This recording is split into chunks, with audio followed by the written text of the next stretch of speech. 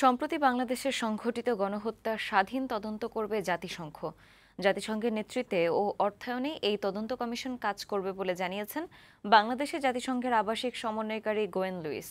সম্প্রতি কোটা সংস্কার আন্দোলনে বাংলাদেশের শিক্ষার্থী, সাধারণ মানুষ সহ অনেক লোক মারা গেছে। নির্মম এই হত্যাকাণ্ডের তদন্তে জাতিসংঘ বাংলাদেশকে সব ধরনের সহায়তা দেবে বলেও জানান তিনি। এজন্য আগামী সপ্তাহে জাতিসংঘের তদন্ত কমিশন দল ঢাকায় আসবে। বৃহস্পতিবার সকালে পররাষ্ট্র উপদেষ্টা তৌহিদ হোসেনের সঙ্গে বৈঠক শেষে এসব কথা জানান গোয়েন লুইস।